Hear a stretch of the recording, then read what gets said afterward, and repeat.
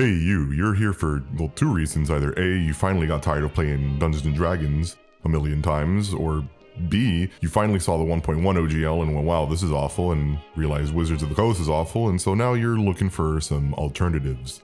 So strap in, it's 2 a.m. here, and I'm about to die. Welcome to my list of D&D alternatives.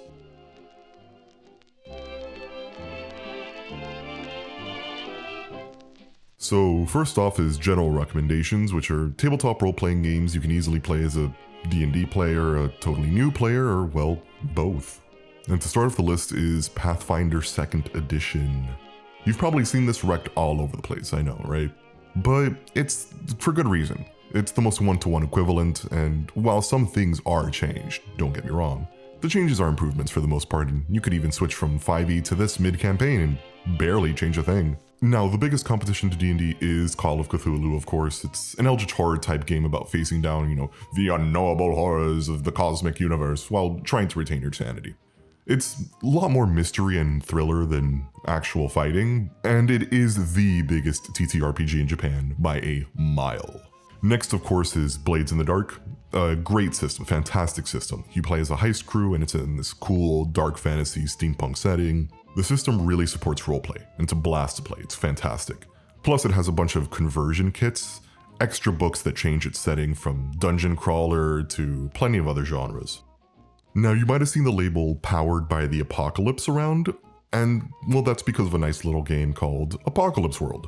I'll give you a guess as to what the setting for that one is, but it's such a great system that so many other TTRPGs either borrow from it, copy it, so it makes this a classic recommendation. Fiasco is a weird one. It's about playing out a caper that went south, like Reservoir Dogs, but funnier. This is incredibly easy to get into, and feels more like a classic board game than a tabletop role-playing game, and boy is it fun. Now, the final item, and I must stress this, only play this if nothing else strikes your fancy. It's called GURPS, yeah. Stands for General Universal Roleplay System. Emphasis on the general universal, as it has a version of itself for every genre imaginable, and those can be mixed and matched with each other. Warning though, there's no flavor or setting anywhere. It's like the Linux of TTRPGs. And that leads us into our next section, genre and franchise. For those looking into something a little more, specific, and we're going to start it off with a big one. Spire is a simple system with an insanely cool setting. You got dark elves against high elves, they rule the city of Spire. It's crazy, there's bee wizards, we're not going to get into it.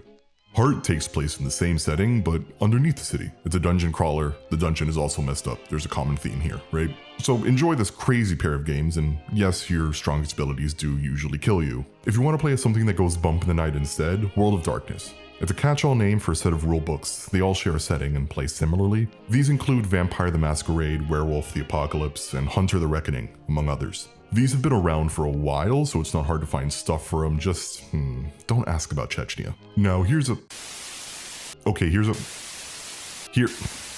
fine. It's Morkborg time. Morkborg, yes, that is the actual name, is self-described on its website. Yes, this is its website, as a quote, doom metal album of a game. A spiked flail to the face, light on rules, heavy on everything else. And that is the absolute truth. Simple rules, but a setting that resembles Dark Souls if it was made by dudes who look like this. It is fun, but it is brutal.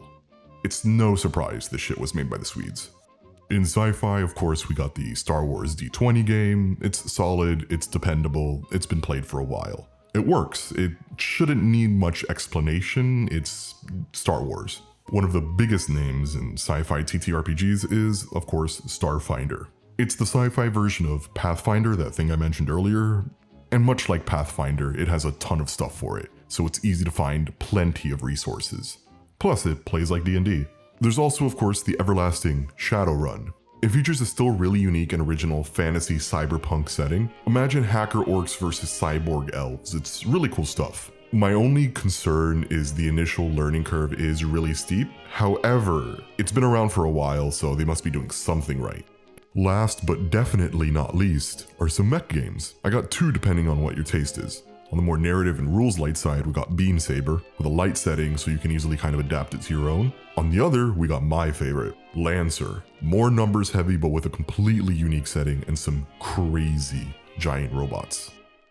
Let's get to the last part, the fresh faces, the interesting newcomers. First to bat is Icon. It's made by the same guys as Lancer. It's a great heroic fantasy game. It's a lot like D&D actually, but its rules are simpler and the combat is way more fun. Also, it takes a lot of inspiration from Final Fantasy. It's still in beta as of this video, but honestly, I can't recommend this enough. Speaking of cool fantasy games, we got Monster Care Squad. It twists the classic formula, so rather than fight the monsters, you'll be trying to heal them. Its beautiful art and unique twist on the genre make this a really big banger of a game. Armor Astyr Advent, it's a weird title to say the least, but it feels like a mashup of Escaflowne and Trigun, written by the Gundam guys. You can either pilot magical mechs or wade into political intrigue. It's got some cool takes on classes. Its combat system might be confusing at first, but the art more than makes up for it. From the Swagapinos, we get Gubat Banwa, an absolutely ballistic game that makes you feel like Wuxia DBZ with its tagline in huge red text